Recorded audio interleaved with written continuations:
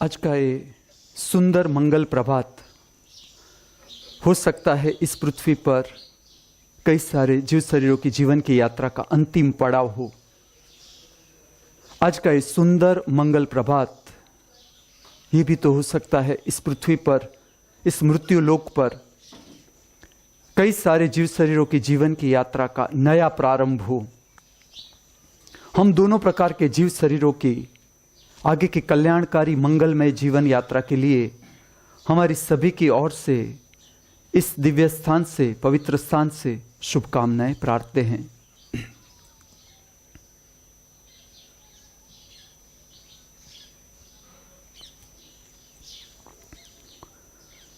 The school of divine arts में नृत्य कला का धर्म के साथ का संबंध, आध्यात्म के साथ का संबंध, इस विषय पर आगे बात करूंगा।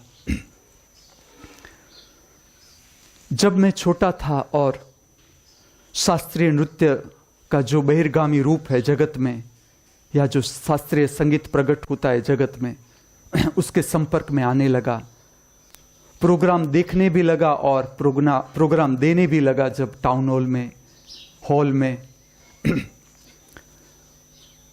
तब से मुझे एक हॉल दिखाई दे, ऐसा हॉल कि मेरा अपना शरीर ऐसा था। समझो कि शास्त्रीय संगीत मुझे सुनना है तो मुझे अच्छा न लगे कुर्सी पर बैठना, कुर्सी पर शास्त्रीय संगीत सुनना मुझे कभी अच्छा ही न लगे। ऐसा लगे कि चुका चुका लगे, मैं ठीक से इन्वॉल्व न हो पाऊं जो संगीत सुनना है या शास्त्रीय नृत्य को देखना है। मुझे डीपली, गहराई से अगर मुझे देखना है शास्त्रीय नृत्य को, तो मैं टाउन हॉल में अनुभव ऐसा करता था कि मैं गहराई में न जा पाऊं कुर्सी पर बैठे बैठे। तब से मैं एक हॉल मुझे दिखाई दे, अपने आप ऐसा हॉल दिखाई दे कि जो हॉल की ऊंचाई ऐसी हो कि 1-1.5 फुट जितनी स्टेज की ऊंचाई हो और एकदम सुंदर फर्श हो, एकदम समझ लो कि आरस की फर्श दिखाई दे, काली फर्श, आरस की ऐसी काली फर्श के जिसपे प्रतिबिंब भी नृत्यकार का पढ़ सके या संगीतकार अपना कार्यक्रम दे सके। 1-1.5 फुट ऊंचाई हो उस स्टेज की और सब लोग बैठ के दर्शन कर सके जो भी।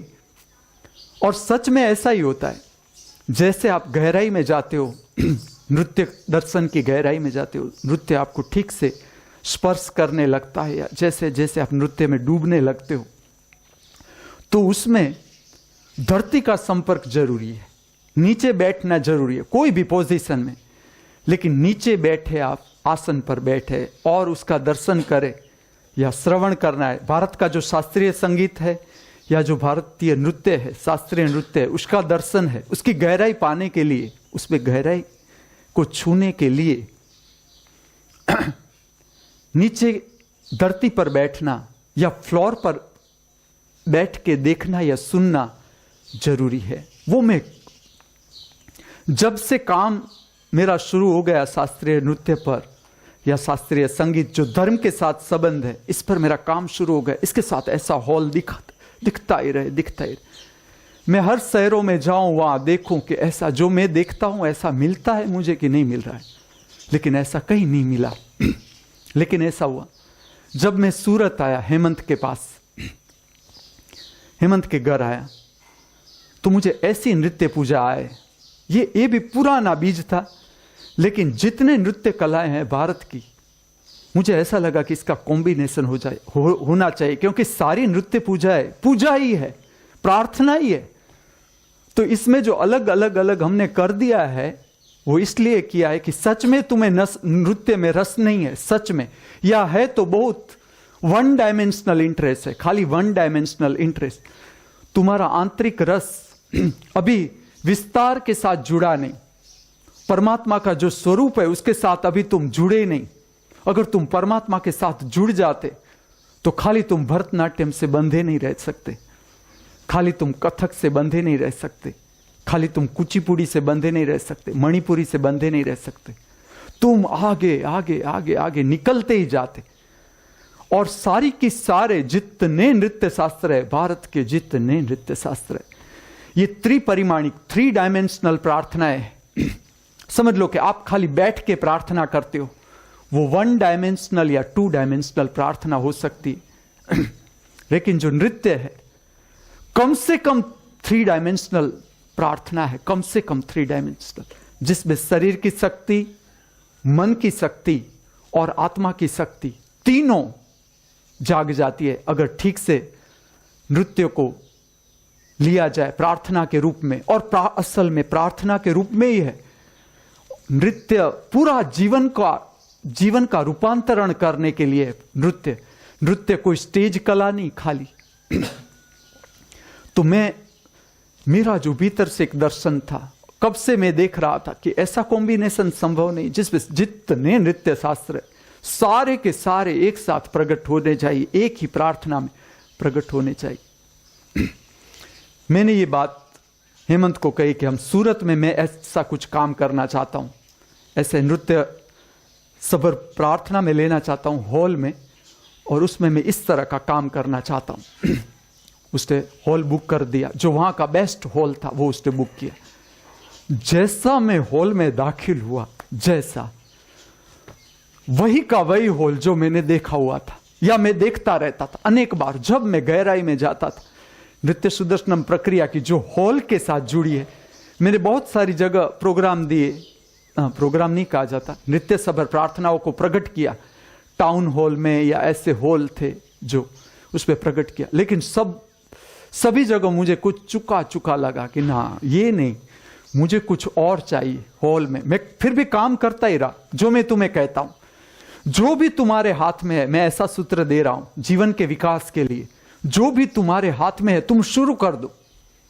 तुम्हें लगता है कि ना अभी गाने के लिए मुझे पखावत चाहिए, मुझे तानपुरा चाहिए, कोई बड़ी बात नहीं, सब खींचेगा तुम्हारे पास। जो जरूरी है देखना, तुम्हें जिसमें सहज रस पड़ता है, तुम्हें सहज रस पड़ता है कि मुझे ये काम करना है, मुझे गार्डनिंग करना है, अभी ठीक से इंस्ट्रूमेंट है नहीं हमारे पास, फिर भी जो भी इंस्ट्रूमेंट है तुम गार्डनिंग चालू कर दो और देखो कि क्या क्या क्या तुम्हारी ओर खींचता है, किस तरह से तुम्हारी ओर खींचता है। हम जब school of divine economics, divine management देखेंगे, इस सब्जेक्ट को बहुत गहराई से देखेंगे, लेकिन फिर भी मैं तुम्हें कह देता हूं कि जो भी तुम्हारे पास काम है, जो भी अवेलेबल इंस्ट्रूमेंट है, तुम शुरू कर दो और इसके साथ ध्यान को जोड़ दो, इसके साथ प्रार्थना को जोड़ दो, क्योंकि आत्मिक शक्ति सब कुछ खींच लेती है जो तुम्हारे लिए जरूरी है। कृष्ण स्वयं अर्जुन को कहते हैं कि कोई, ये खाली अर्जुन के लिए नहीं, ये सभी के लिए, कि तुम योगक्षेम की चिंता मत करना, तुम्हारा जो शरीर का निर्वाह है उसके लिए तुम चिंता मत करना, वो मैं सबको देता हूं। और जो साधना की गहराई में जाते हैं, भारत का जो सन्यास था एक समय का, उस सन्यास में साथ में कुछ भी रखने को मना था, कुछ भी नहीं रख सकते। गुरु खाली जो आपको देता था, एक वस्त्र आप पहने हुए हो, ऐसा ही होता था कि एक वस्त्र और एक भिक्षा पात्र शायद दिया जाए। कई गुरु तो वो भी नहीं देते कि जो तुम्हारे पास जो भी है आगे तुम्हें मिल जाएगा, मैं यहां से तुम्हें इतना देके विदा कर देता हूं, जाओ आगे अपना अभ्यास करो। और जो भी गए उसने जाना कि जो जरूरी था, जहां पर जो जरूरी था, पानी की तरस लगी थी, पानी मिल गया, खाने का जरूरत थी, खाना मिल गया। और मैं तुम्हें ऐसा कहता हूं कि ऐसा थोड़ा है कि खाली सन्यासी को ही मिलता है, सब लोग को मिल जाता है, सब लोग को, लेकिन हमारा मन अपेक्षा से भरा हुआ है, जो है उसमें हम राजी नहीं, हम सदा फरियाद चलती रहती। 1 लाख आया तो 1 लाख से संतोष नहीं, 1 करोड़ चाहिए, 1 करोड़ आया तो संतोष नहीं, 1 अबज चाहिए, अब अबज से आगे क्या आता है मुझे पता नहीं, लेकिन वो सदा मांगता ही रहता है। जो है, धृति को पता है, जो है उसमें संतोष नहीं होता। काफी है तुम्हारे पास, तुम्हारा जीवन का तुम उड्डयन कर सको, इतना तुम्हारे पास न हो संभव ही नहीं। और मैं ऐसा नहीं कहता कि बंगला वालों के पास ही है, झोंपड़े में से भी आप शुरू कर सकते हो धर्म की यात्रा, आप झोंपड़े में से भी शुरू कर सकते हो। झोंपड़ा बड़ी बात है, तुम्हारे पास एक छोटी सी छप्पर है, तुम ध्यान लगाना शुरू करो, तुम प्रार्थना में उतरना शुरू करो ईमानदारी से, अपने को समझना शुरू करो। जीवन विकास में, जीवन प्रतिपल बहती धारा है। तुम्हारा जीवन बदल ही जाएगा, पूरा का पूरा रूपांतरण हो जाएगा। लेकिन जो मुख्य बात है वो है, जो भी है उससे तुम्हारा काम चालू कर दो, चालू ही कर दो। जो भी है, मन जो फरियाद करता है कि ये नहीं है वो नहीं है, उसे ध्यान में बदल दो, उसे सुनना शुरू कर दो और देखो कि असल में जो जरूरियात है तुम्हारे पास आ ही जाएगी, देखना। और जो नहीं आ रही है तो उसका अर्थ है कि मन की मांग है, तुम्हारी असल जरूरियात नहीं। तुम्हारी अगर प्राण की जरूरियात है और तुम्हें ना मिले, ऐसा हो ही नहीं सकता। समझ लो कि तुम एक साधना में जा रहे हो, तुम साधना कर रहे हो। अब तुम्हारे लिए जो जरूरी गाइडेंस है, आगे बढ़ने के लिए जो जरूरी गाइडेंस है, अपने आप द्वार खटखटाएगा कोई, अपने आप, या तो तुम्हें खींच लेगा वो अपने पास, आ जाओ मेरे पास, अपने आप खींच जाओगे तुम उसके पास। ऐसे ऐसे संदेश आ जाएंगे तुम्हारे पास, तुम्हें पता ही नहीं होगा कि इस तरह से संदेश मिल सकता है, मुझे इस तरह से उठाया जा सकता है। जब तुम उठ जाओगे और पीछे नजर करोगे तब तुम्हें पता चलेगा कि किसका हाथ था ये। और ऐसा एक बार नहीं, दिन में अनेक बार होता है। तुम आज तक जीवन की अनेक ऐसी मुश्किलियां पार करके आए हो कि जिसमें खाली तुमसे वो पार नहीं हो सकती, कोई और है जो तुम्हें पार करवा देता है, कोई और है जो तुम्हारी जरूरियात है वो तुम्हारे पास ला ही देता है। लेकिन हम क्या चूक जाते हैं जीवन में, जीवन का स्वाद लेना चूक जाते हैं। जो भी जीवन है, जैसा भी जीवन है, जो मिला है प्रसाद के रूप में हमें मिला है, हमारी योग्यता से ऊपर मिला है। अगर ठीक से आप शांत बैठ के अभ्यास करोगे तो तुम्हें पता चलेगा कि जो कुछ भी तुम्हें मिला है सदा तुम्हारी योग्यता से ऊपर है। और फिर भी तुम्हें लगता है कि नहीं अभी कमी है, तो देखो आगे मिल जाएगा, मिल ही जाएगा। ये उदाहरण ही मैं इसलिए दे रहा हूं। मैं जैसा हॉल में प्रविष्ट हुआ कि मैं देखूं वही का वही हॉल जो मैं चाहता था कि ऐसा हॉल होना चाहिए, नृत्य का हॉल इस तरह से, बहुत आदर्श हॉल।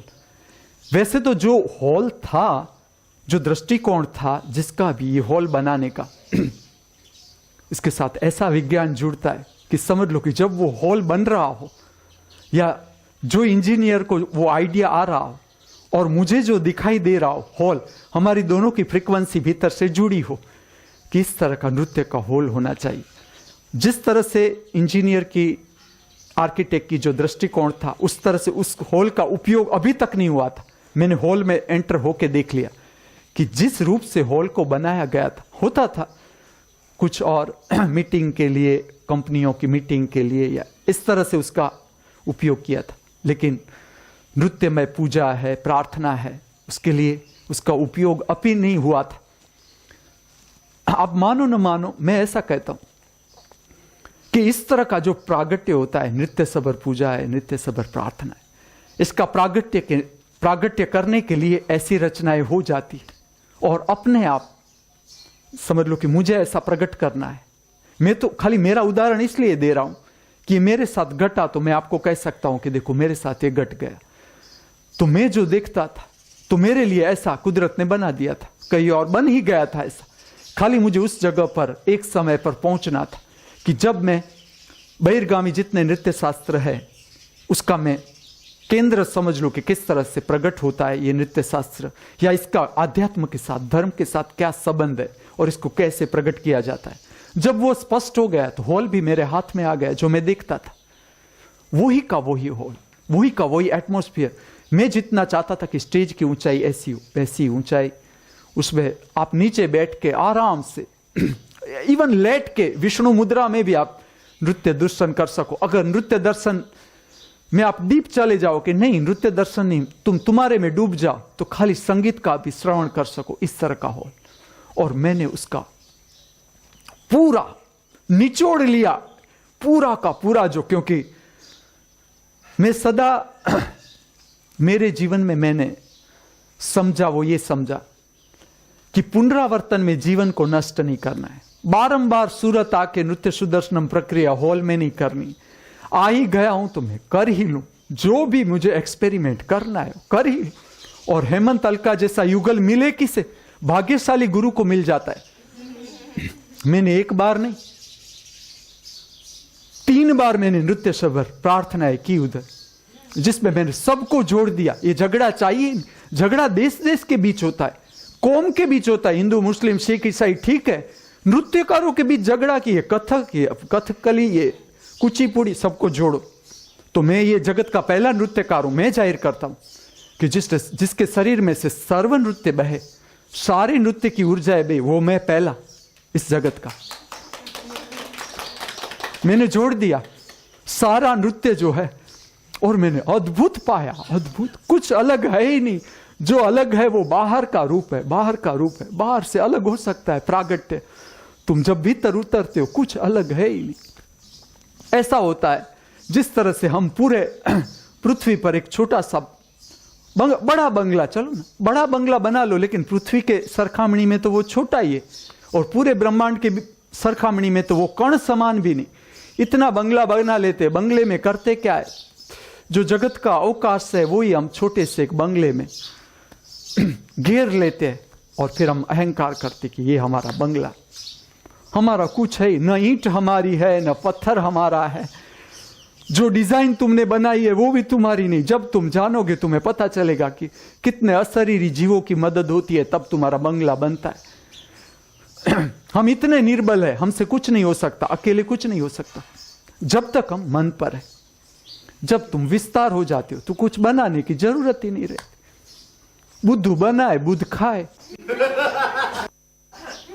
बुद्धू बनाए बुद्ध रहे, और इस पे कुछ दोनों जरूरी है। बुद्धू भी जरूरी है, बुद्ध रहे का। अगर बुद्धू बनाएगा ही नहीं तो बुद्ध रहेंगे का? खुद तो अब बनाने का इच्छा नहीं होती कि क्या बनाए, पेड़ के नीचे बैठ जाएंगे चलेगा, खाएंगे ही नहीं कि लेटरिन बाथरूम जाना पड़े।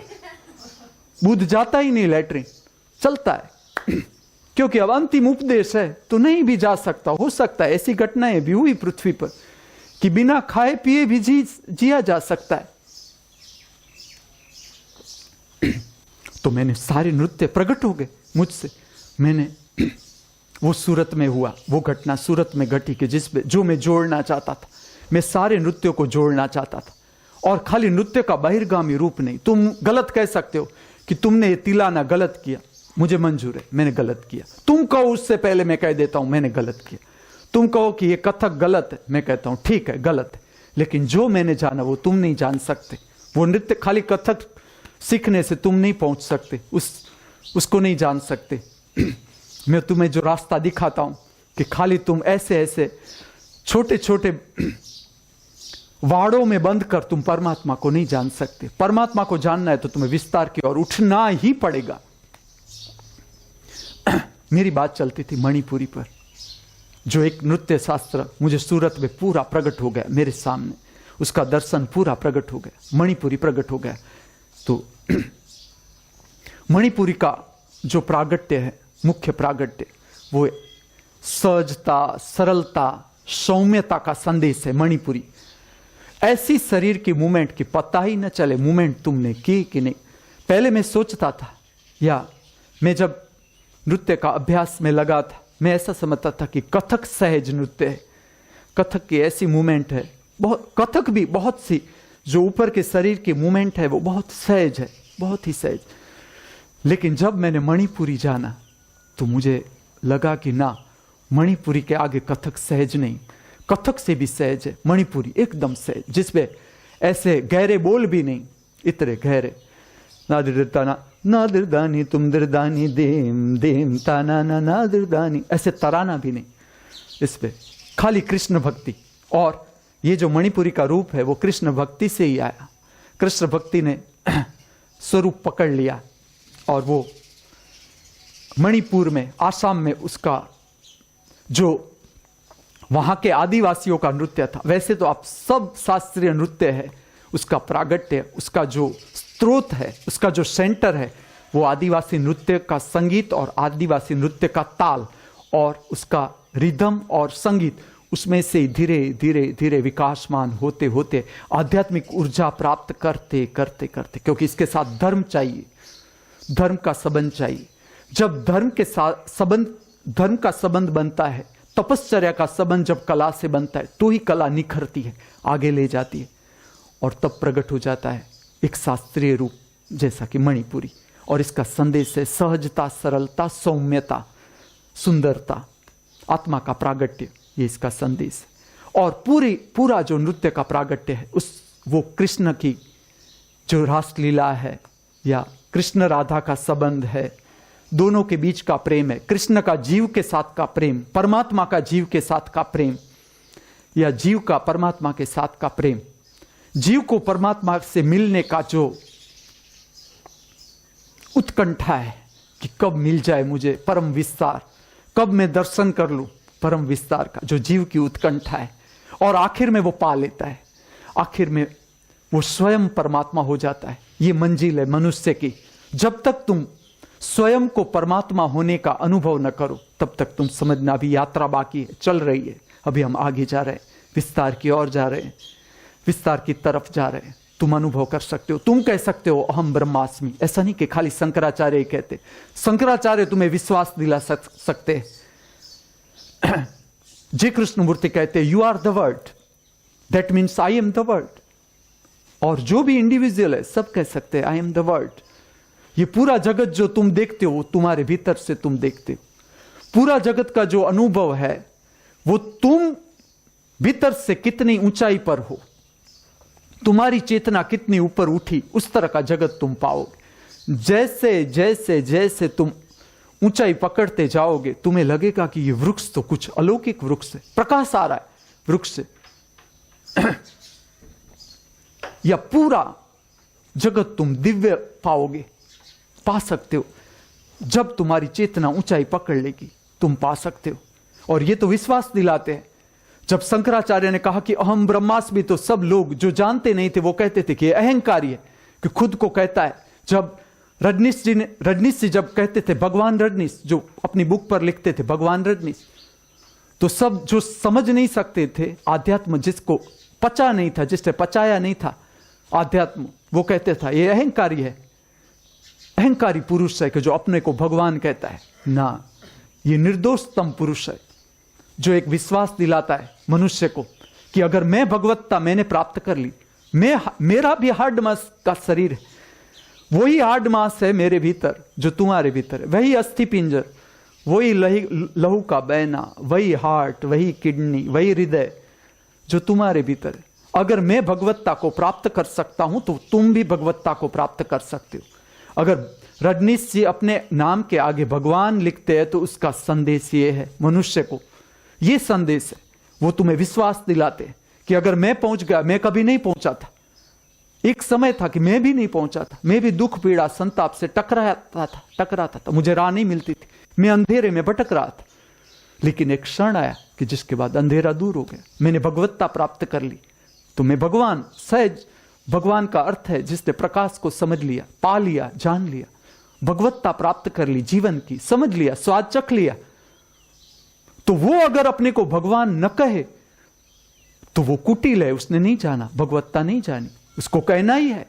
आगे के मनुष्य है, कई लोग कहेंगे, जो नहीं जानते वो कहेंगे कि ये अहंकारी है, लेकिन कई लोग ऐसे हैं कि जो मुक्ति के द्वार पर है, जिसका एक कदम बढ़ा कि वो परम मुक्त। ऐसे लोग भी थे उसके साथ कि जो एक कदम आगे बढ़ सके, थोड़ा सा उसे विश्वास का सपोर्ट मिल जाए, उसकी यात्रा आगे जा सकती है, पूर्णता में बदल सकती है वो यात्रा।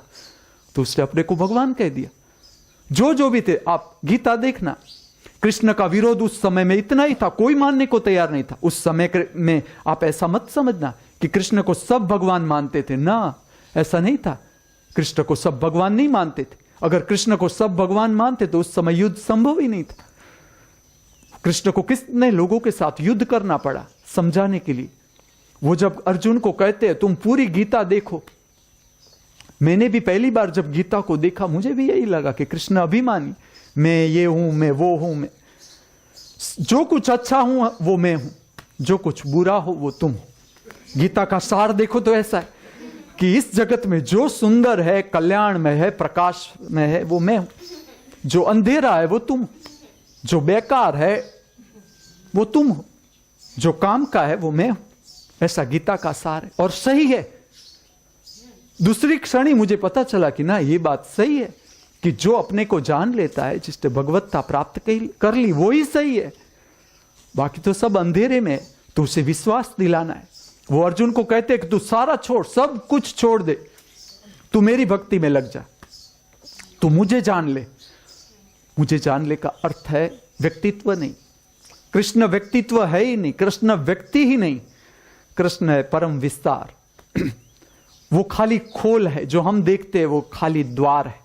जब कोई बुद्धत्व को प्राप्त होता है किसी शरीर से, तो शरीर खाली हो जाता है द्वार, जिससे वो बहिर्गामी जगत है उसका संपर्क कर सके, जिसको मार्गदर्शन की जरूरत है उसे मार्गदर्शन दे सके, और फिर वो द्वार से परम विस्तार में लौट जाता है, फिर आता है मार्गदर्शन देता है, फिर परम विस्तार की ओर लौट जाता है। इस तरह से उसका शरीर एक द्वार की तरह काम करता है। शरीर से अटैचमेंट छूट जाता है उसका।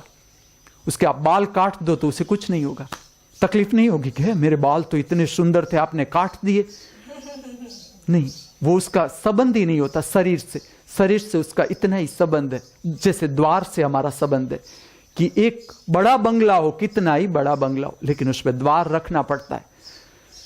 वो अहंकार हम नहीं कर सकते कि हम बिना द्वार भी निकल जाएंगे, नहीं निकल सकते, द्वार रखना ही पड़ता है। इस तरह से बुद्ध का शरीर होता है जिसमें से वो बाहर आता है, भीतर चला जाता है।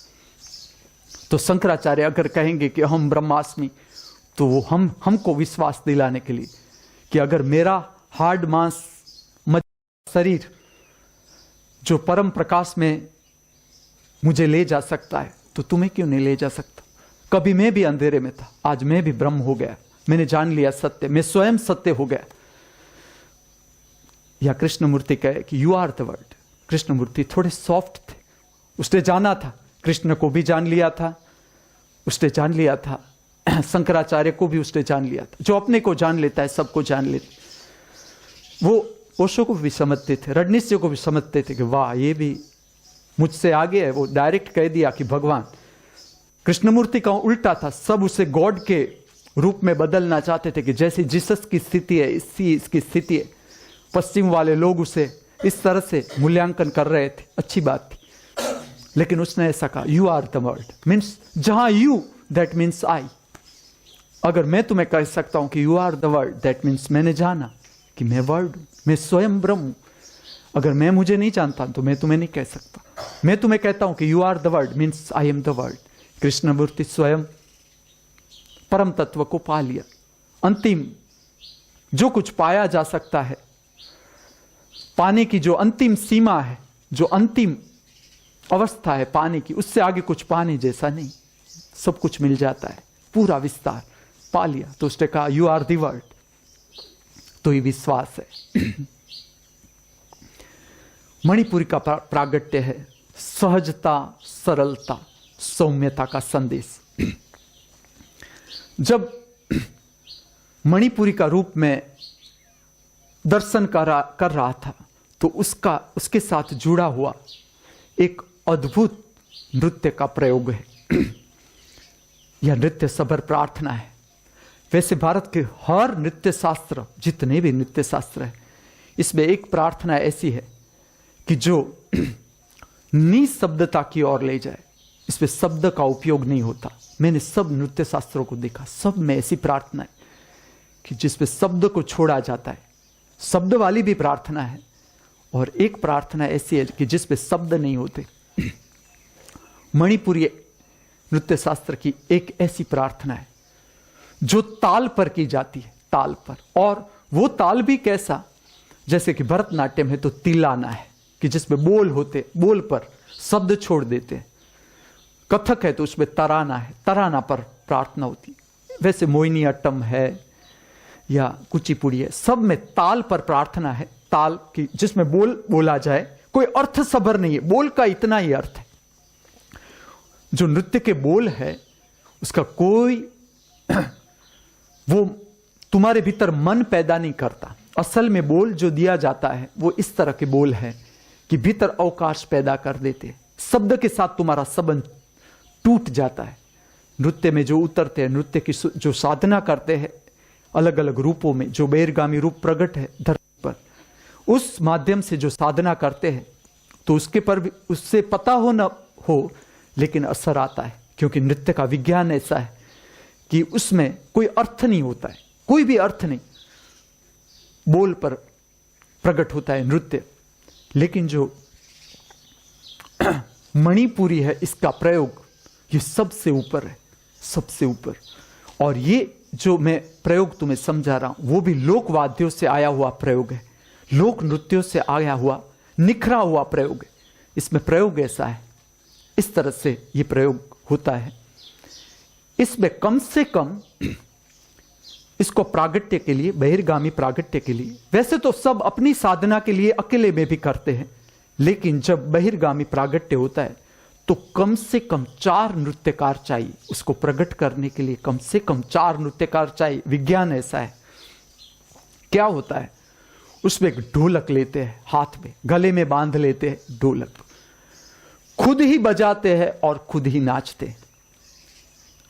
और ये ढोलक का रिदम ऐसा होता है कि जिसमें शरीर, इसका विज्ञान ऐसा है कि जितनी शरीर में क्षमता है तुम्हें शरीर को उछालते रहना है, उछालते रहना है, धरती से ऊपर उठाते रहना है, ऊपर। और इसका जो ये साधना बहुत जब बचपन से शुरू की जाती है, 5-6 साल का बच्चा होता है तब से अगर ये साधना शुरू करे तो वो इसमें गहराई पकड़ सकता है, क्योंकि इसमें स्टेमिना बहुत चाहिए, एकदम स्टेमिना चाहिए इसमें, कि तुम जब ये नृत्य पूरा करते हो शरीर मन की शक्ति तो पूरी ही हो जाती है, पूरी।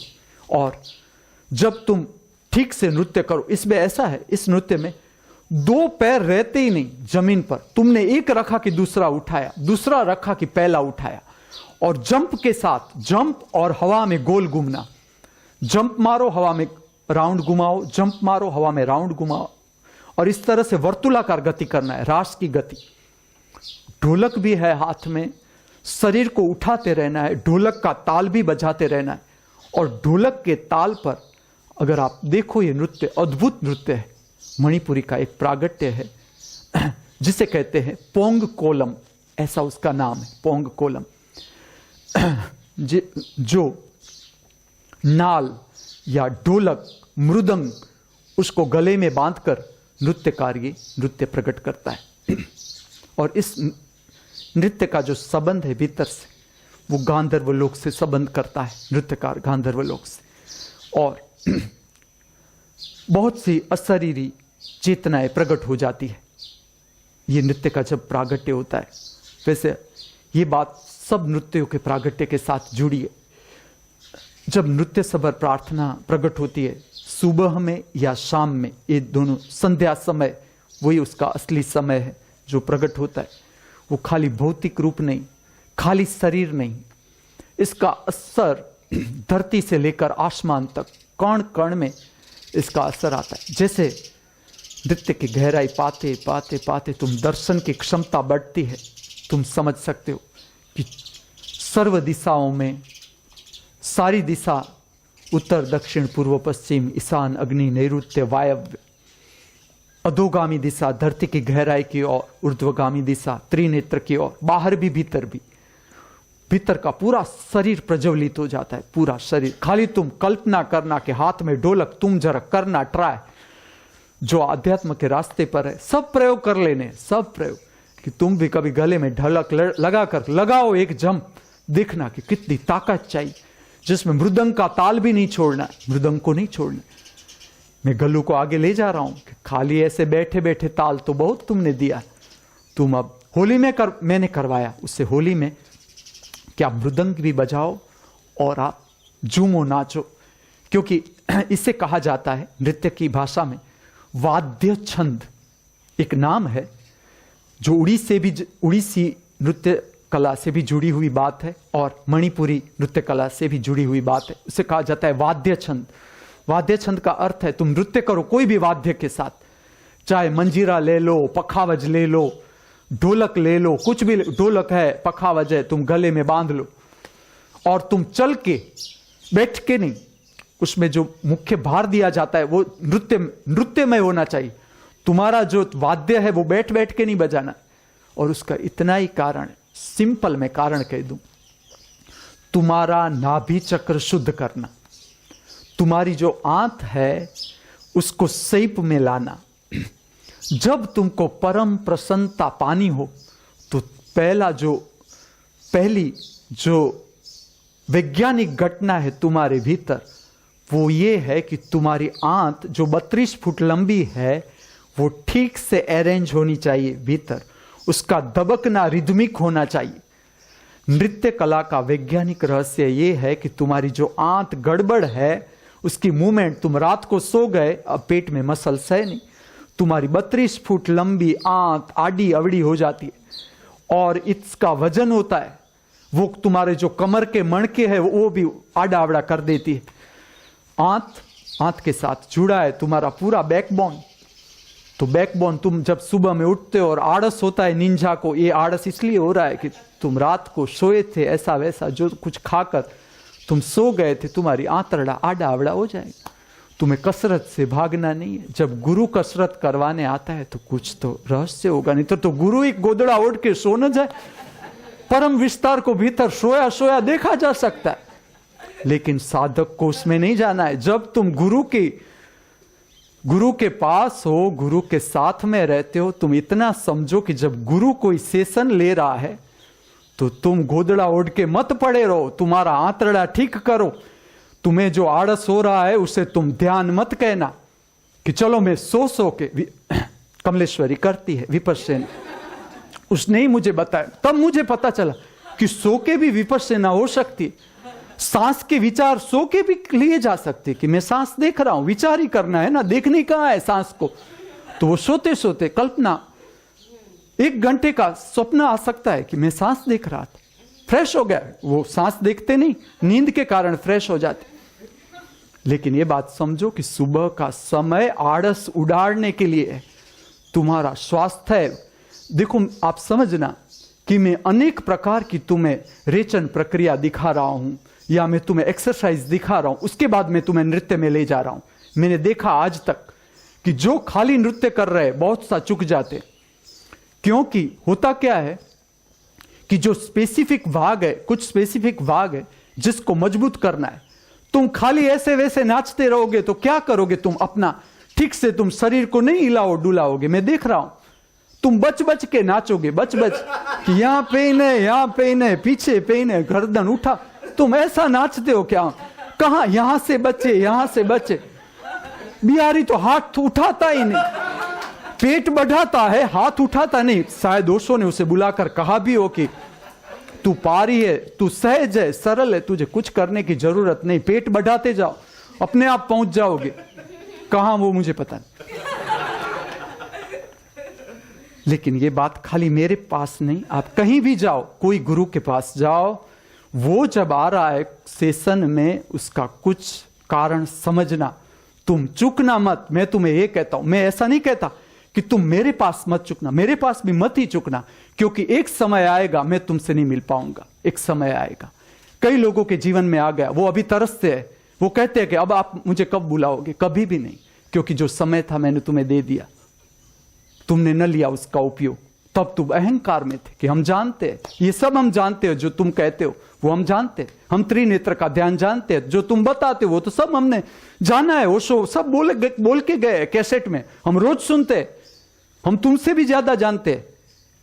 और तुम जानते हो, मुझे पता नहीं कि गुरुजीत किस देश से था, तुम्हें पता है क्योंकि तुमने ओशो की कैसेट सुनी। और ओशो भी परम ज्ञान को प्राप्त होते हुए भी लाइब्रेरी में बैठे रहते थे, तब उसे पता चलता था कि मैं कहता आंख ने देखी में कौन कौन से उदाहरण किस किस बुक से मैं दूं तो तुम्हें जगाया जा सकता है, तुम्हें तुम्हारी जिज्ञासा को जगाया जा सकता है। एक बार तुम मुझसे जुड़ जाओ, मेरी माला तुम पहन लो, बाकी का काम आगे के गुरु करेंगे। तो ये रहस्य जरा समझना कि कोई भी गुरु के पास हो और वो तुम्हें टाइम दे रहा है कि मैं 5:45 बजे आ रहा हूं, पहले तो तुम निश्चय कर लेना कि सच में तुम गुरु से जुड़ना चाहते हो या बचना चाहते हो। गुरु तुम्हें स्वतंत्रता देगा कि जुड़ना है तो तुम ठीक से जुड़ जाओ, आगे के लिए तैयार हो जाओ, मैं तुम्हें आगे ले जाऊंगा। अगर जुड़ना नहीं है, तुम साथ छोड़ दो, प्रेम से, स्वतंत्रता तुम्हारी। लेकिन मैं जो कह रहा हूं वो ये कह रहा हूं कि तुम मेरे पास आ रहे हो और तुम मेरे सेशन में हाजिर नहीं हो रहे हो, मैं तुम्हें उस पर से कह रहा हूं कि तुमने आगे भी यही काम किया है, तुमने साधना की नहीं, तुम साधना चुकते चुकते चुकते मेरे पास आए हो। अगर तुम ये कर रहे हो मेरे पास, मैं तुम्हें आगे का बता सकता हूं कि तुमने आगे ठीक से पार नहीं किया। और अगर तुमने ठीक से पार नहीं किया, तुम तैयार रहो दुख पीड़ा संताप के लिए, निराशा के लिए तैयार रहो, हताशा के लिए तैयार रहो, डिप्रेशन के लिए तैयार रहो, कंटाड़ा के लिए तैयार रहो। क्योंकि मेरी निगाह एक एक शिष्य पर होती है। एक समय आएगा कि मैं समझ लो कि आज मुझे यहां से जाना है, मैं एक भी शिष्य मेरे साथ न लूं। किसी की भी ये क्षमता नहीं कि मेरे साथ रह सके या मेरे साथ चल सके। मैं जो तुम्हें देना चाहता हूं उसके क्षण है, उसका समय, उसके बाद मैं तुमसे नहीं मिलूंगा। मैं आज कह देता हूं तुम्हें। और कोई भी गुरु के पास जाओ, तुम्हें लगता है कि ये निकम्मा है, उसे कुछ पता नहीं, तो तुम आगे चले जाओ और गुरु के पास चले जाओ। लेकिन जहां भी तुम रहो, तुम पूरा रहो, तुम बचे बचे मत रहो। तुम आड़स को महत्व मत दो, आड़स को रंगो मत कि आज मेरा मूड नहीं, मैं तो अपनी स्वतंत्रता से काम करूंगा। ये तुम्हारी स्वतंत्रता तुम्हें कहां नहीं ले जा सकती, अंधेरे में ले जाएगी। ये स्वतंत्रता तुम्हें, देखो आज तक तुम अंधेरे में थे, ये स्वतंत्रता तुम्हें कहीं भी नहीं ले जा सकती। जहां गुरु का काम है, अगर तुम ठीक से जुड़ना चाहते हो तो हाजिर हो ही जाओ। और अगर तोड़ना है संबंध, तोड़ दो, चले जाओ आगे और कोई गुरु के पास चले जाओ। लेकिन चुको मत गुरु के पास। अगर तुम गुरु की दिशा से आगे बढ़ना चाहते हो कि मुझे गुरु चाहिए, पहले तो तुम निश्चय कर लो कि गुरु तुम्हें चाहिए या नहीं चाहिए। अगर तुम्हें गुरु चाहिए तो उसके वचन पर चलो, उसका सेशन पूरा अटेंड करो। मैं अगर 4:45 बजे आ रहा हूं तो तुम्हें 5:30 बजे हाजिर रहना। आदर्श शिष्य वही है, वो तुम्हें शिष्यत्व ठीक से करो। शिष्यत्व, अगर तुम्हें गुरु शिष्य के माध्यम से आगे जाना है, इस रास्ते से तुम्हें आगे बढ़ना है, तो तुम शिष्य ठीक से हो। शिष्यत्व धारण करो, शिष्यत्व शुद्ध करो, शिष्यत्व की क्षमता लाओ, तब तुम असल गुरु के पास पहुंच जाओगे। तुम्हारा जो असली गुरु है, तुम्हें बचने का मन हो रहा है मुझसे, तुम समझ लो मैं तुम्हारा असली गुरु नहीं, तुम्हें आगे जाना पड़ेगा। मैं ही तोड़ दूंगा तुम्हारा साथ मेरे साथ कि ना, मैं तुम्हारा असली गुरु नहीं, तुम नहीं रहे मेरे साथ, तुम चुके रहे। जब मैं था तुम चुकोगे। और मन कैसा है, एक समय आएगा मैं तुम्हारे साथ नहीं, तब तुम रोओगे कि ना, मुझे ये गुरु चाहिए। सब गुरुओं के साथ ऐसा ही हुआ। जो गुरुओं ने शिष्यों के साथ काम किया यही हुआ, यही चुकते रहे शिष्य, यही चुकते रहे। जब थे तुम संघ के झगड़ों में रहे।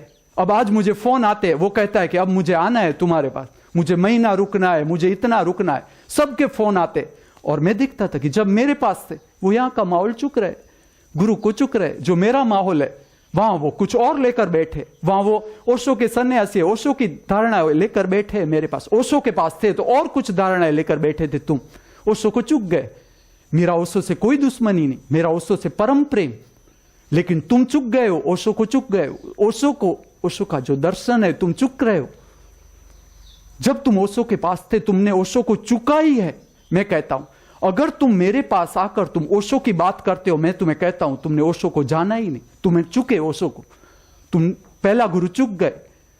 तो जब तुम गुरु के पास जाते हो और जो गुरु के पास ठहर कर आता है उसका ऐसा वर्तन मुझे अजीब सा लगता है कि तुम समझ नहीं रहे हो मुझे, तुम चुक रहे हो मुझे, तुम तुम्हारे जीवन का समय बिगाड़ रहे हो। तो मैं तुम्हें कह देता हूं कि अगर तुम्हें गुरु शिष्य के रास्ते से आगे बढ़ना है, या तुम स्वतंत्र हो जाओ कि ना, मुझे गुरु नहीं चाहिए विकास के लिए, मैं अकेला कर सकते हो यात्रा। मैंने की बिना गुरु, मेरा कोई भौतिक गुरु नहीं था, मैं समर्पित नहीं हुआ किसी गुरु को कि तुम मेरे गुरु और मुझे आध्यात्म में आगे ले जा सको। हो सकता है तुम भीतर से संपर्क कर सकते हो, तुम आगे जा सकते हो। मैं तुम्हें दिखाता हूं रास्ता। अगर तुम्हें स्वतंत्रता से आगे बढ़ना है, स्वमूल्यांकन तुम करते जाओ, तुम अपनी भूलों को खोजते जाओ, इतनी क्षमता है तुम्हारे पास, तुम अकेले यात्रा कर सकते हो, आगे बढ़ सकते हो। लेकिन अगर तुम गुरु शिष्य का मार्ग पसंद कर रहे हो, तुम कहते हो कि मुझे गुरु चाहिए, गुरु चाहिए, तो फिर तुम गुरु जब आ रहा है तुम्हारे पास और तुम बच रहे हो, तुम्हारा हार्दिक संबंध ही नहीं बना गुरु के साथ। तुम्हें अगर चूकने का मन है कि गुरु आ रहा है और तुम्हें गोदड़ा ओढ़ के तुम्हें सोने की इच्छा हो रही, तुम्हारा गुरु से प्रेम है ही नहीं। तुमने सच में गुरु को, सच्चा गुरु पाया नहीं तुमने। सच्चा गुरु जिस दिन पा लोगे, तुम तलसोगे कि कब गुरु का मुख देखने मिल जाए, कब गुरु का सानिध्य मिल जाए मुझे। तुम तरसोगे, मुझे ये चाहिए तुम्हारे में। तुम मेरे पास रहो या कोई और गुरु के पास, मुझे कोई लेना न देना, मुझे संख्या के साथ न लेना न देना। मुझे असली शिष्य चाहिए। तुम्हें सच में जरूरत है मेरी तो मैं तुम्हारे लिए काम कर सकता हूं। अगर तुम्हें जरूरत नहीं तो तुम्हारे रास्ते पर, मैं मेरे रास्ते पर। मुझे तुम्हारी जरूरत नहीं, तुम्हें मेरी जरूरत नहीं। तो इस तरह से काम करना है तुम्हें गुरु के साथ रहकर। अगर गुरु के मार्ग से आगे जाना है तो गुरु से बचना नहीं है। गुरु जो बताता है उस मार्गदर्शन से जाओ। तुम्हें लगता है जीवन ऊपर उठ रहा है, तुम गुरु के साथ जुड़ जाओ, काम करो। तुम्हें लगता है कि ना मेरा जीवन उठ नहीं रहा है, मैं नहीं आगे जा रहा हूं, छोड़ दो गुरु को। और बहुत से गुरु है इस पृथ्वी पर, चले जाओ, उसके आगे काम करो, जीवन की यात्रा को आगे लेते जाओ। ये खाली मैं नहीं कहता, सब गुरु को सुनो, ठीक से सुनोगे, यह गुरु यही कहता है। मैं बात कर रहा था मणिपुरी की, सहजता, सरलता, सौम्यता, और इसमें भी पोंकोलम। जरा मृदंग को हाथ में लेकर उठो, लगाओ खुद का। मैं बिना मृदंग के, पहले तो खुद का लगाओ, बिना मृदंग, पहले तो बिना मृदंग खुद का लगा के नृत्य करते हो, सब करते, ठीक से कर रहे। अब जरा मृदंग को हाथ में लेकर खुद का लगाओ, तुम्हें पता चलेगा कि गुरुत्वाकर्षण से ऊपर जाना कितना कठिन है। और ये साधना बहुत छोटी उम्र में शुरू होती है, जब 5-7 की उम्र होती है, तब से ये लोग इस पर काम करते और अद्भुत नृत्य प्रकट होता है। और मैंने जो सूरत में नृत्य पूजा प्रकट की, उसमें इसको प्रकट करने का प्रयत्न किया। वैसे मेरा शरीर ऐसा नहीं था, मेरे पैर में तकलीफ ही थी। इससे पहले भी कुछ मेरे जीवन के एक्सीडेंट के कारण घूंटी में बहुत तकलीफ थी, और वो मैक्सिमम ही थी, क्योंकि मेरे जीवन के कुछ ऐसे क्षण थे, ऐसे समय थे कि जिसमें मेरा घूंटी से नीचे का पैर मेरे शरीर के ऊपर का पैर का वेट नहीं पकड़ रहा था। जब लोग मुझसे फरियाद करते हैं पैरों की, शिवा रोता रहता, मैंने अंदर से कहता हूं तूने अभी जाना ही कहां है कि मेरे साथ क्या हुआ है। मैं जा रहा हूं रास्ते पर, मैं तुम्हें कहूं, मैं मार्केट में जा रहा हूं, मेरे 2 पैर की जो घूंटी थी वो वेट पकड़ती ही नहीं थी, तो मैं शरीर गिर जाता था अपने। लोग इकट्ठे हो जाते थे, क्या हुआ क्या हुआ। मैं कहता था ठीक हो जाऊंगा, कुछ नहीं हुआ। धीरे धीरे मैं जानने लगा कि ऐसा क्यों हो रहा है। मैं कई बार ऐसा लगा कि अब नृत्य नहीं होगा।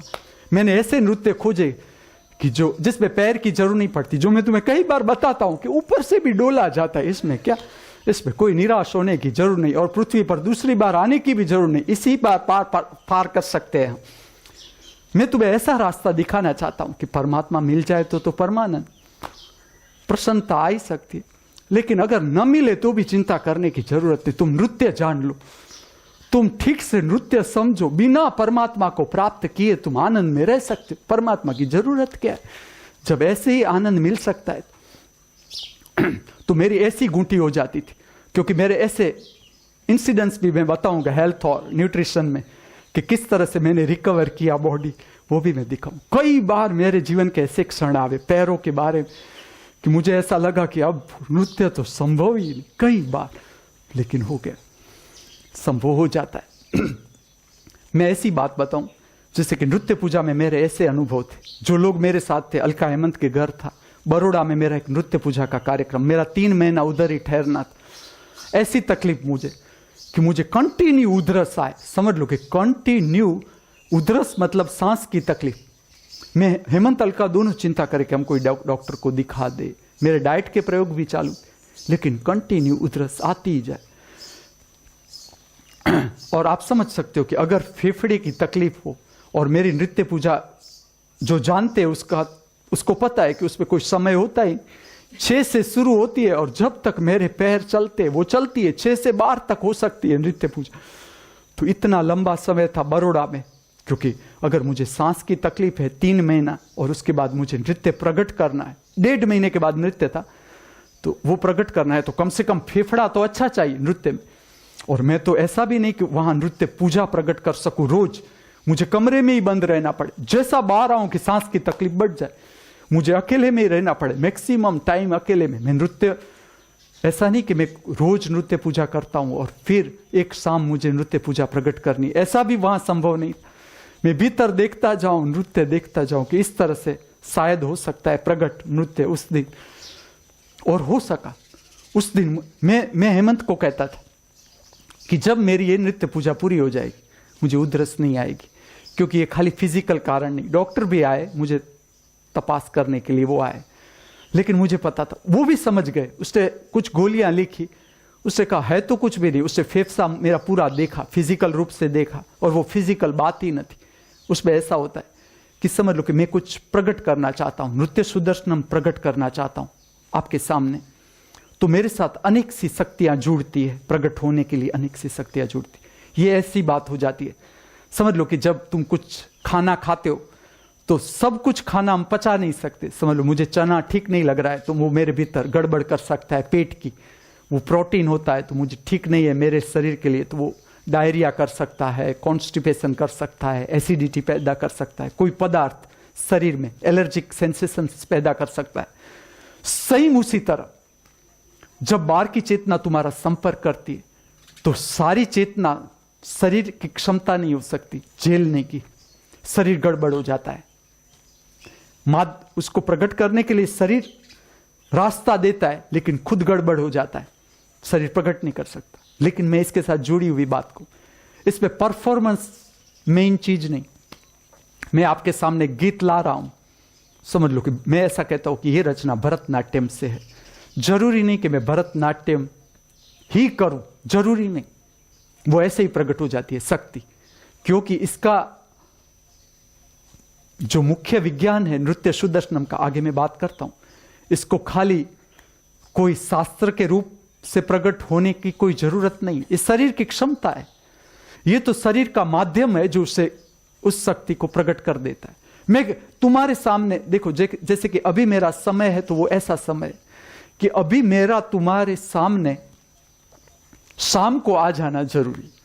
चाहे मैं समझो ऐसी कई बार स्थिति हो जाती है, मैं बबलू को कहता हूं कि आज मेरी स्थिति ऐसी है कि शायद मैं न भी परफॉर्म कर पाऊं। मैं कई बार कई लोगों को कहता हूं कि अब ऐसा समय आने लगा मेरे जीवन में कि समझ लो कि मैंने श्रृंगार किया और शरीर की क्षमता नहीं दिखाता है, नृत्य प्रकट करना संभव नहीं, या तो एनर्जी और हो रही है ओवर, या एटमॉस्फेयर से शरीर मेल नहीं खा रहा है, समय मेल नहीं खा रहा है अभी प्रकट होने का। लेकिन फिर भी मेरा आपके सामने आ जाना जरूरी। चाहे मैं 2-4 हाथ ऊंचे करूं, 1-2 रिदम पर थोड़े से स्टेप लूं, फिर भी मेरा आ जाना जरूरी, क्योंकि मेरे शरीर से ऐसा कुछ प्रकट हो सकता है उस समय जो तुम्हें दिखे न दिखे, अनुभव में आए न आए, फिर भी वो बह सकता है उस समय, उधर बह सकता है, आगे निकल सकता है। वो अपना काम करने के लिए जो प्रकट होना चाहता है मुझसे, वो प्रकट हो जाता है और निकल जाता है आगे। ये नृत्य सुदर्शनम प्रक्रिया का विज्ञान है। तो ये सारी बातें जो मुझे समझ में आ रही थी उधर कि सूरत में मैं पोंग कोलम ले रहा था ड्रम के साथ, और वो जो मेरा ड्रम था या ढोलक था, मृदंग था, उसका वेट भी बहुत था, वजन इतना था कि वो उठाने में भी तकलीफ पड़े मुझे। अगर उसे उठाना हो तो मुझे तकलीफ पड़े उठाने, और पैर भी नहीं थे ऐसे, क्योंकि वहां भी ऐसी दशा हो गई कि मुझे बंद कमरे में ही रहना पड़े, कई उपवास भी मुझे करने पड़े कि कुछ लेना संभव नहीं था नृत्य पूजा के पहले। और नृत्य पूजा जब मैं प्रकट करूं, कुछ पता ही न चले कि शरीर है कि नहीं है, शरीर का पता ही न चले, और पूरा प्रकट हो गया। मैं पोंग कोलम भी कर पाया, जितनी क्षमता थी उससे तो अनेक गुना ज्यादा। ऐसा नहीं जैसा ये लोग करते हैं, इसका विज्ञान तो कुछ और ही है। ये जो अभी प्रकट हो रहा है वो भी नहीं, मैं तो तुम्हें कहता हूं अभी जो कर रहे हैं उसमें तो अभी बीच में वो रिलैक्स भी होते हैं, लेकिन असल में जो पोंग कोलम है उसमें धरती पर पैर, 2 पैर पड़ने ही नहीं चाहिए। जब पोंग कोलम प्रकट होता है, एक ही पैर छूता है कि दूसरा पैर को उठा के शरीर को उठा लेना है। यहां बहुत से ऐसे नृत्यकार हैं मेरे पास, जैसे कि बबलू है, प्रदीप है, श्यामल मित्रा है, इन लोगों की ये क्षमता है, हो सकता है इन लोगों से प्रकट हो सके जो मैं देखता हूं, या आगे जो नृत्यकार जुड़ने वाले हैं मेरे साथ आने वाले हैं, इसमें से ये बात प्रकट हो सकती है। मैं आज कहता हूं तुम्हें कि पोंग कोलम ऐसा नृत्य की पूजा है कि जिसमें शरीर को आकाश की ओर ही उठाते रहना है, रिदम के साथ आकाश की ओर उठाते रहना। और इसका जो मुख्य विज्ञान है वो ये है कि हमारे जो ऊपर के चक्र है कंठ चक्र से ऊपर त्रिनेत्र, त्रिनेत्र से ऊपर के जो चक्र है, जो बाहर से तुम खाली गिनते हो इतने छोटे छोटे, ये बात नहीं, ये बड़ी बात है, बड़ी बहुत। क्योंकि जहां से परम प्रदेश में प्रविष्ट होता है जीव, वो जो चक्र के प्रदेश है, उस पर असर आने के लिए, लाने के लिए ऊपर का जो मस्तिष्क है उसके मसल्स को तैयार करना पड़ता है। तुम डायरेक्ट परम शक्ति ऊपर नहीं छू सकती जब तक तुम्हारा ऊपर का मस्तिष्क तैयार न हो। जब मैं तुम्हें काली का रेचन करवाऊं या काली का श्वसन करवाऊं, बिहारी बचो नहीं इस बात से। कितना ही तुम्हें थकान लगे, कंटाड़ा आए, सर भारे हो जाए, तुम डरो नहीं कि तुम जीभ निकालोगे तो तुम्हारा रूप कैसा लगेगा। काली से भी परम काली लगने दो, तुम्हारा रूप, जीभ को बाहर निकालो, सांस में सांस की प्रक्रिया करो। क्योंकि जब तुम ऊपर के चक्र तैयार करोगे तब तुम्हारी शक्ति ऊपर छू सकती है और निकल सकती है। ये इसके लिए होता है। तो पूरा का पूरा पोंग कोलम है, वो इस तरह का विज्ञान है इसका, कि ऊपर के चक्रों को तैयार करने के लिए त्रिनेत्र से ऊपर के चक्रों को, ऊपर का मस्तिष्क। तुम जब पोंग कोलम करते हैं, जिसने किया होता है उसे पता है, या तुमने हु का जंप ठीक से लगाया है, जंप लगा के तुमने हु किया है, जंप लगाया, तुम्हें पता चलता है कि क्या जंप होता है। तो तुम सोचो जरा कि मृदंग के साथ तुम्हें कूद का लगाना है तो कैसा मस्तिष्क पर जोर आता है, ऐसा जोर आता है, ऐसा जोर, तुम्हें लगता है मस्तिष्क फट जाएगा, इतना प्रेशर आता है उसके ऊपर, और तब तैयार होता है ऊपर का मस्तिष्क। अब जब मैं मणिपुरी को समझ रहा था तो मुझे पता था कि ये सरलता, सहजता, सौम्यता का प्रागट्य है।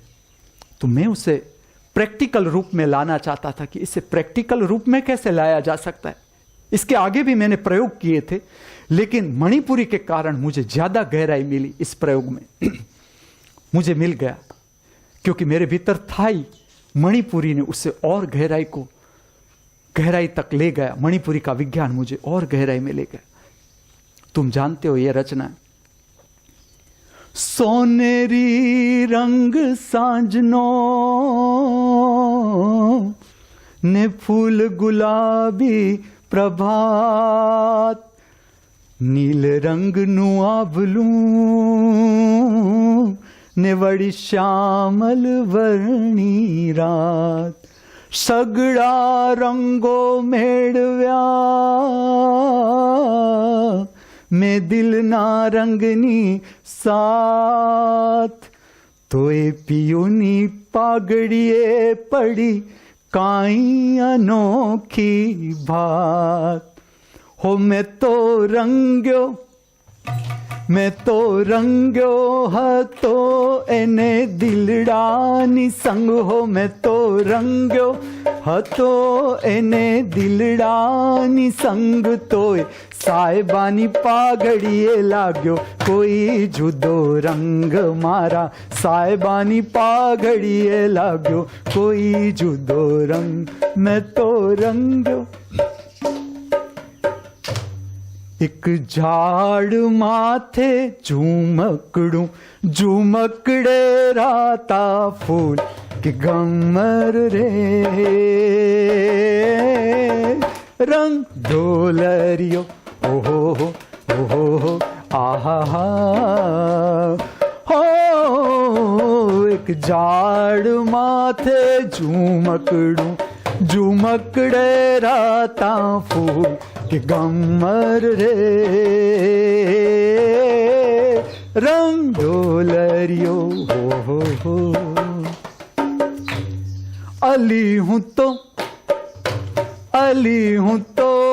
नौधारी वाट माट की, अली हूं तो नौधारी वाट माट की, के मैं करी ही डोणी माठरे नहीं मटकी, अली हूं तो नौधारी वाट माट की, के मैं करी ही ढोणी माठरे नहीं मटकी, गोठवूं तो जाए सरकी सरकी सरकी, ही ढोणी माठरे नहीं मटकी। उम्रे उभी सांभड़ू रे बोल वालमना, ઘરમાં સૂતી સાંભળું રે બોલવાલમના, ઉંબરે ઊભી સાંભળું રે બોલવાલમના, ઘરમાં સૂતી સાંભળું રે બોલવાલમના, હે બોલવાલમના, ઉંબરે ઊભી સાંભળું રે બોલવાલમના.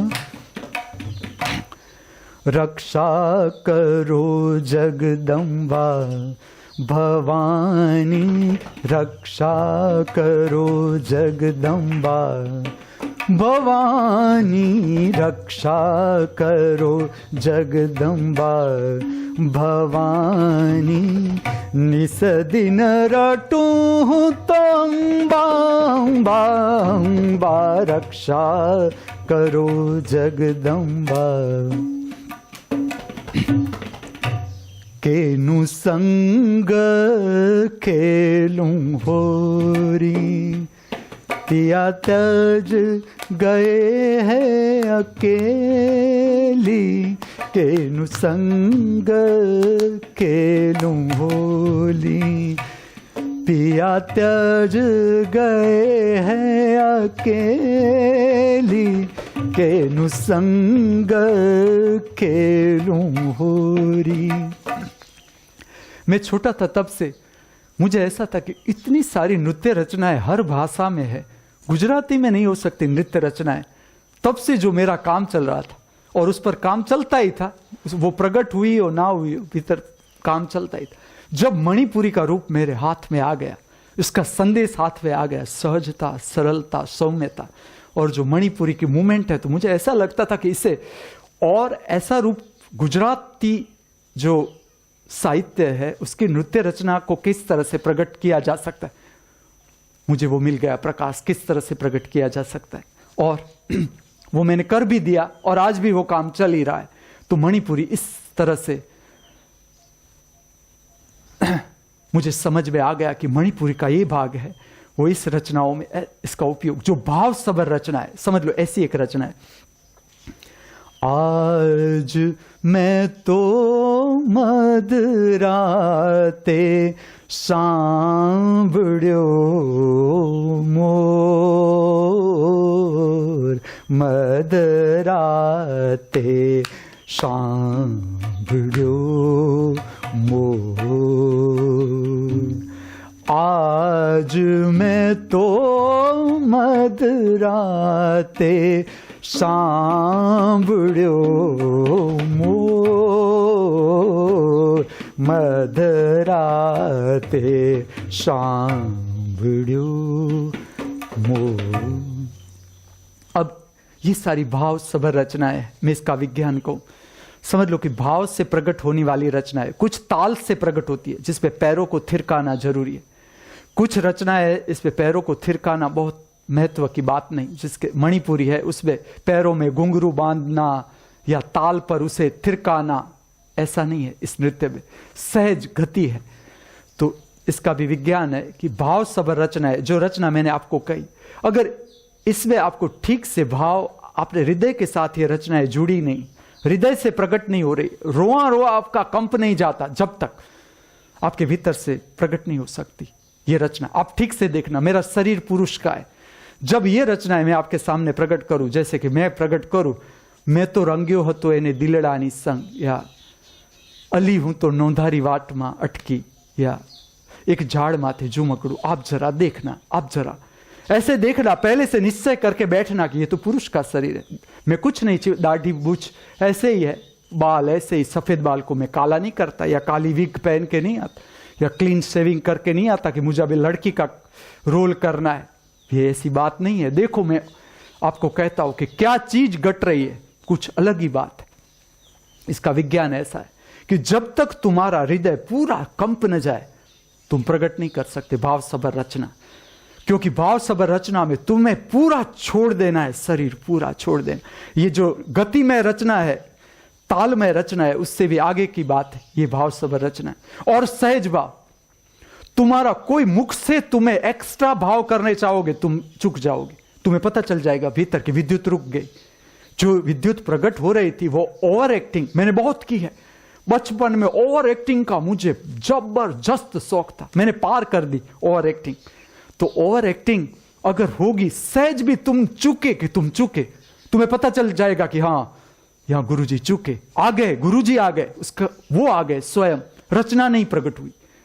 तो ये इसका ऐसा विज्ञान है कि जो मैं मणिपुरी जैसा जैसा दर्शन करता गया, मुझे इस रचनाओं की गहराई मिलती गई। इसके साथ जुड़ा था मेरा शास्त्रीय संगीत का प्रागट्य, कि जो उत्तर भारतीय शास्त्रीय संगीत है उसको ठीक से अभी तक प्रकट नहीं किया गया पृथ्वी पर। बहुत गहरा विज्ञान है।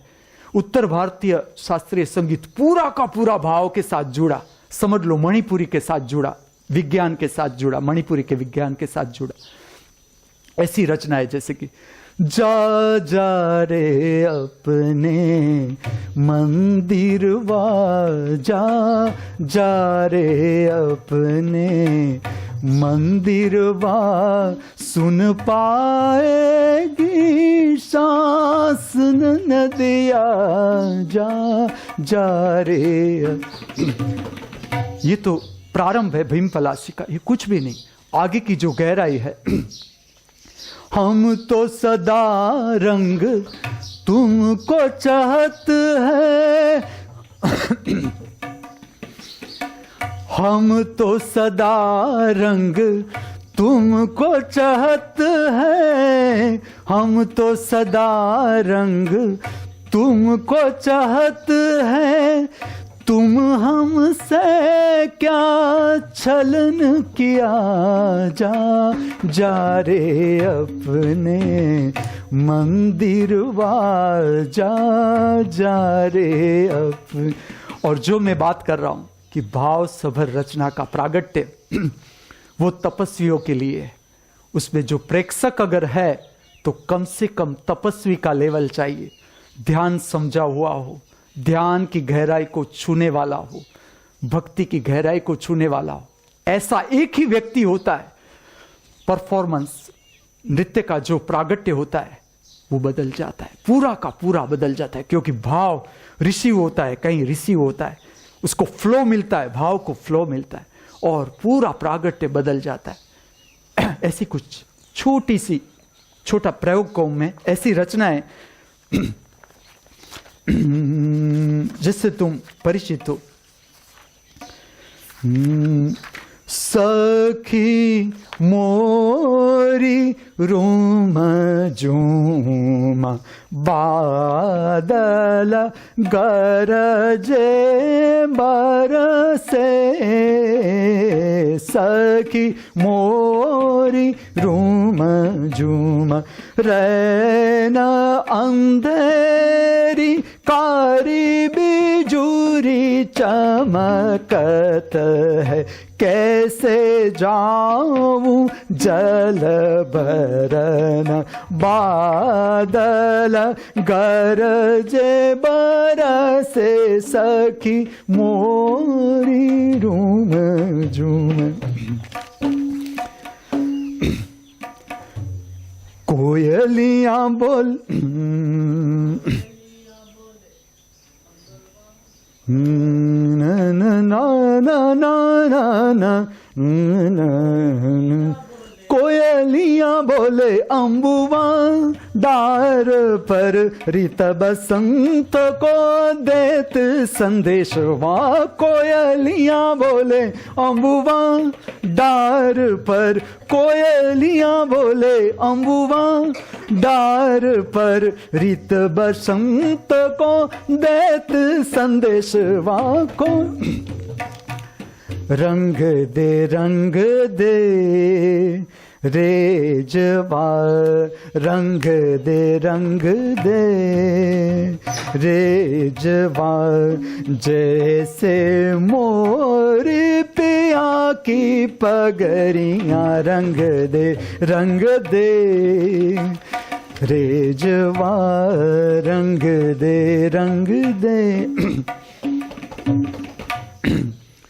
मुख मोर मोर मुस्कात जात, मुख मोर मोर मुस्कात जात, मुख मोर मोर मुस्कात जात।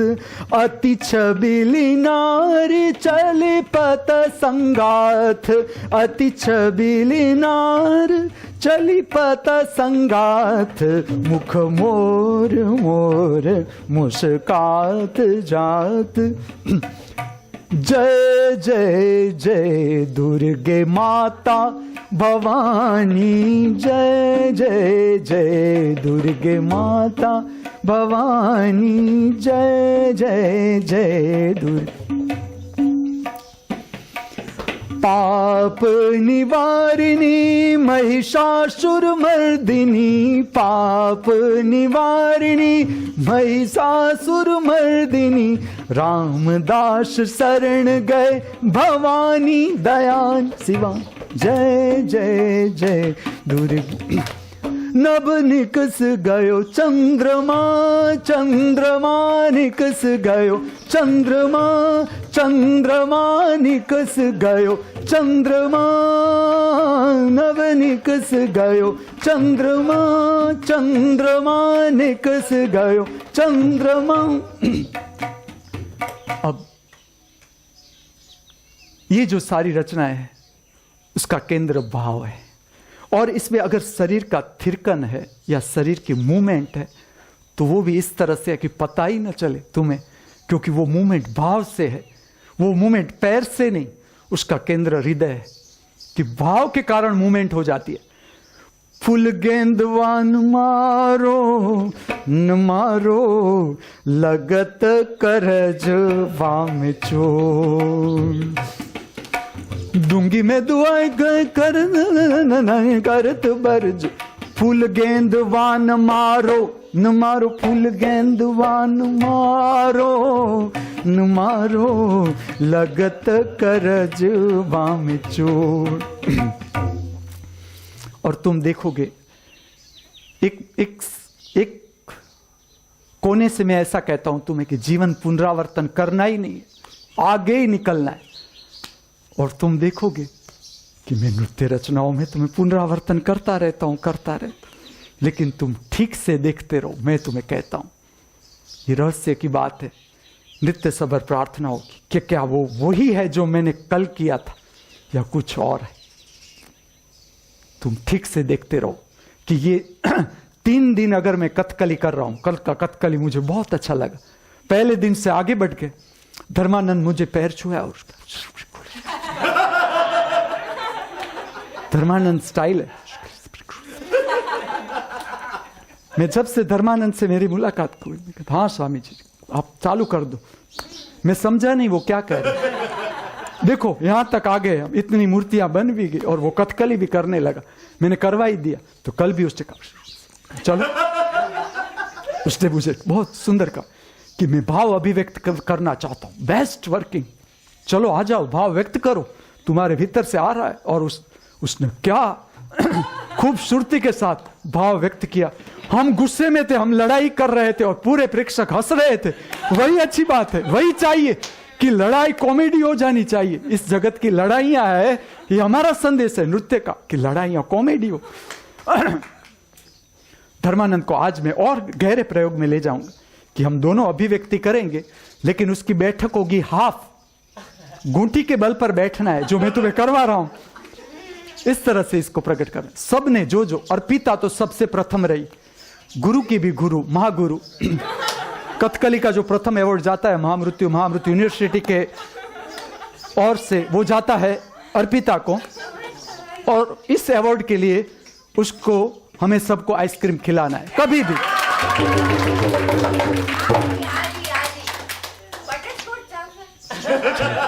मेरी फेवरेट। तो मेरा होमवर्क वो है, जिस तरह से सांस ली उच्छ्वास बाहर गई, सांस ली उच्छ्वास बाहर गई, पुनरावर्तन चलता है। जीवन का बेस पुनरावर्तन। देखो सांस ली उच्छ्वास बाहर गई, सांस ली उच्छ्वास बाहर गई। लेकिन जब तुम गहराई में उतरोगे तुम पाओगे वही सांस नहीं, कुछ अलग सांस, कुछ अलग भाव के साथ, कुछ नए विचार के साथ, नई शरीर की संवेदनाओं के साथ। वही तो मेरा संदेश है तुम्हारे लिए कि प्रतिपल नया, प्रतिपल ताजा जीवन, उसे जीने की कला हम सब सीखें।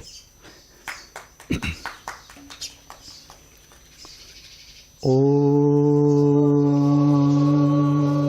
शांति शांति शांति। हम सब सदा हमारे भीतर परम शांति का अनुभव करते रहे। हम सब सदा हमारे बाहर परम शांति का अनुभव करते रहे।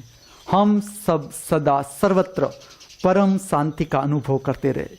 इस भावना के साथ, इस प्रार्थना के साथ मुझसे जो बोला, आपसे जिसने सुना, उस परम दृष्टा स्वरूप, परम साक्षी स्वरूप परमात्मा के चरणों में मैं मेरा वंदन अर्पण करता हूँ। मेरा वंदन स्वीकार करे। अस्तु।